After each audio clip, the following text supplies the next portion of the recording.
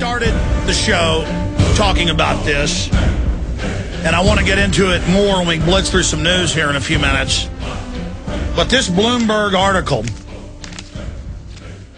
in their long-term research, and Prudential admits it, the big insurance companies, others are involved, that they had a secret deal with the government and the Department of Veterans to allow them to basically keep the money from 6 million soldiers and their different types of injury benefits and death benefits.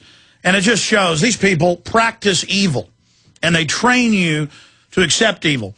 That's why they're now in the news going, Ministry of Defense probes claim that soldiers are smuggling heroin from Afghanistan. What are you talking about? In fact, did you guys find that Fox newscast we played before where Geraldo's on there with the Marine Corps colonel, and they admit they're helping protect and grow the opium fields? Remember that? We're not going to play it yet. I'm going to play it right at the end of the hour. But, I mean, because people don't believe this when I say it. I've got to play it. And I can pull up AP, Reuters, and they're like, we have to help grow the opium or the Taliban won't be our friends. We're there to get the opium. When I say we're there, I've got to get my mind out of that cycle. This isn't my country. My country was stolen. I want my country back. We're run by big global corporations for their power and control. And if they'll kill 1 million plus Iraqis in the last 7.5 years of war, and over 1.5 million from sanctions before that, that's 2.5 million of a 24 million population. Do you think they care about minimum wage workers cleaning stuff up with Core Exit in the Gulf or at Exxon Valdez 20-something years ago? You think they care about firefighters and police and medical workers at the World Trade Center? You think they care about any of this? I mean, do you think that the system cares about you? And the answer is no. Not only do they not care, they enjoy hurting you. Of course they're poisoning the water and the vaccines. Of course they're doing all of this. And the sick part is we go along with it. We feel like we're part of the system and all our little petty positions of power in the compartmentalized pyramidal structure. It's time to realize that we are a drugged out, dumbed down, wicked society, and we've got to start recognizing evil from good and supporting good over evil. But that means you've got to find the real good, not the whole panopticon, the whole panacea, the whole pantheon of counterfeits. I mean, this world is sophisticated. And I just learn more every month now than I learned in the previous year. It's just accelerating, and I can't even articulate it all. It's just incredible. And I can't stand being prominent. I can't stand that I'm in the position with all this responsibility, because even though I'm real and try to be good, I'm weak. I'm made up out of the flesh. But through all the persecution we've gone through, and we don't talk about really much of it on the show, it just makes me a better person.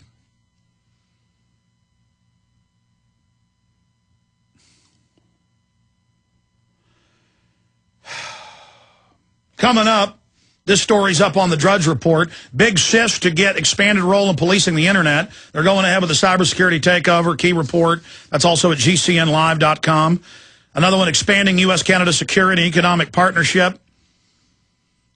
They're going ahead with the North American Union integration. That's up at GCNlive.com. Soros Front Group exploits teenage celebrity to get out the vote for the war party, the Obama party, same as the Bush party, same as the globalist party. That's at GCNlive.com. Another key report by Jurian Massin does such a great job. The Biometric Utopians, the Biocratic Utopians, Part 1, Prussian Eugenics. You've got to go read all this. Gold, silver explode as banksters abandon market manipulation. It's just all insane. And I can just see the social engineering. I can see how destructive it is. I can see what it's designed for. And then I can read globalist-owned white papers that are public, and it confirms everything I already organically knew.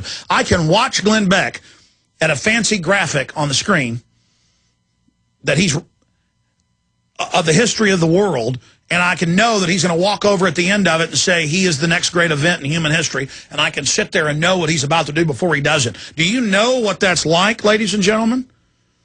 I know a lot of you have that discernment. It's incredible. I know the enemy. I can see into their mind. I know who they are. I've studied them, researched them, read their writings, watched them for so long. I'm 36 years old. I've been doing this for 15 years, and I'm almost like, God, Why me? But you've got to look in the mirror and ask yourself that as well. I mean, it's all of us together.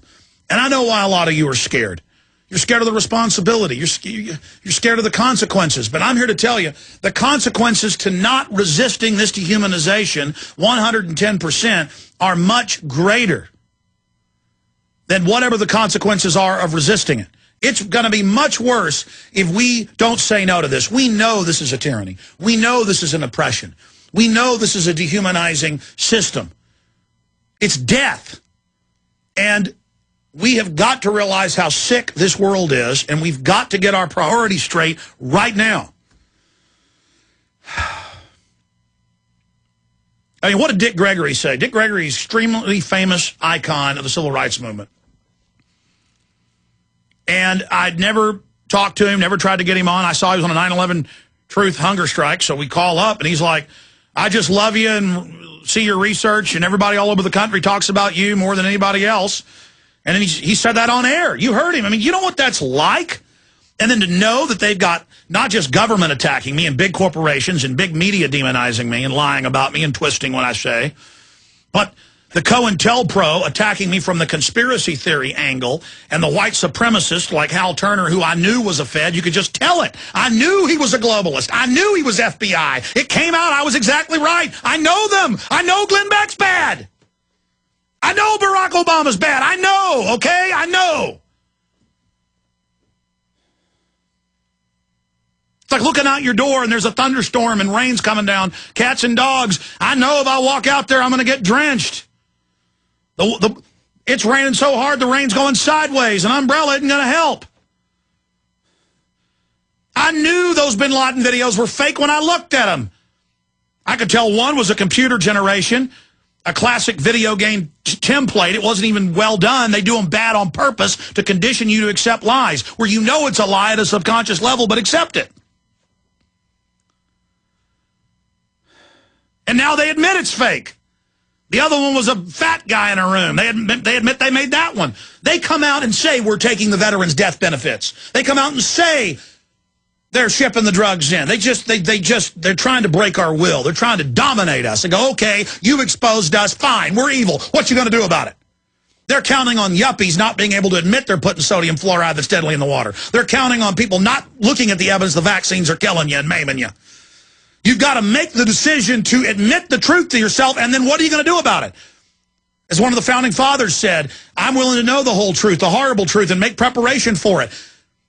Just denying the truth doesn't make you safe. It makes you in more danger. Sticking your head in the sand, the hyenas get you.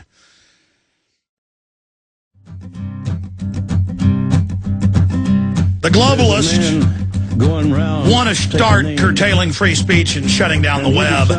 And the Pentagon admits that's their plan. Key story at prisonplanet.com. Big sis to get expanded role in policing the internet.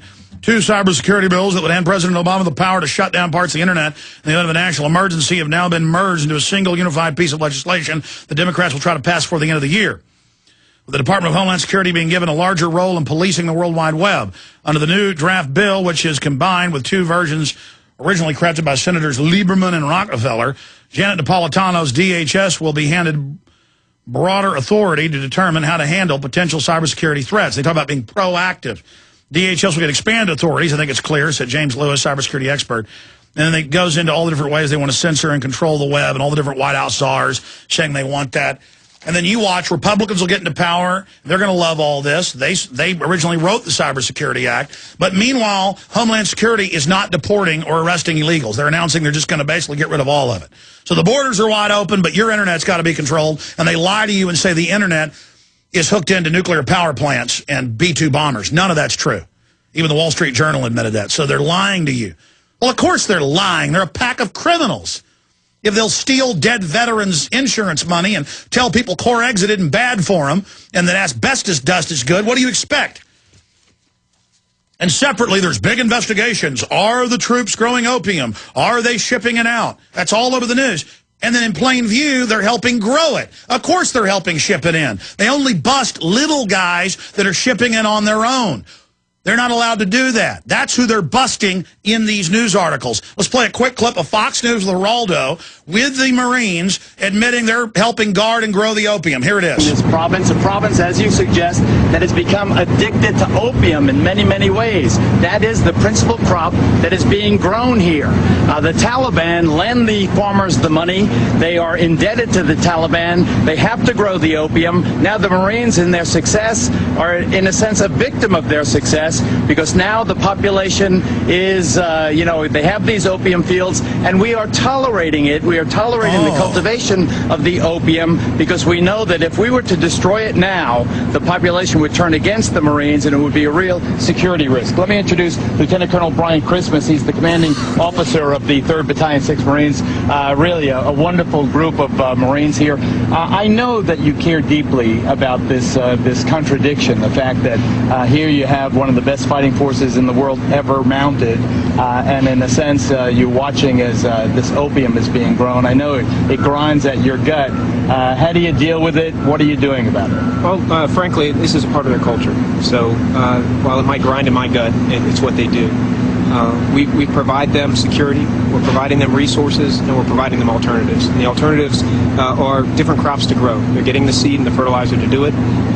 They can rotate any of their crops that they want. If they want to get rid of their wheat and grow cotton for the winter, they can do that, and we're going to help them do it. So the same thing goes for the cotton. So you think that, we were at the market, and everywhere we go, it goes on and on. So it starts coming out that the troops are there actually helping grow it and supplying them with the seeds and with the fertilizer. And then if they catch your idiot teenager with some, they're going to prison.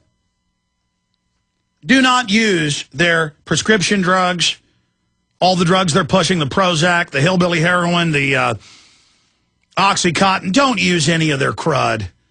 Get off their cigarettes. Get off their liquor. Just get off all of it. We're a drugged-out society. And when the cops stop you at a checkpoint, want to search your car, go, look, I'm not using the crap your bosses ship in. Every cop I've talked to in the last 20 years knows the government ships most of the drugs in. And they just put it in your face. Well, we've got to do it. It's just the way it is. But they're investigating, or any of the troops helping ship it out. Give me a break. And they make the Marines stand up there and, talk about opium like it's a good, this is a good thing. This is how we beat the Taliban. The Taliban was created by the CIA. God bless you all. Infowars.com.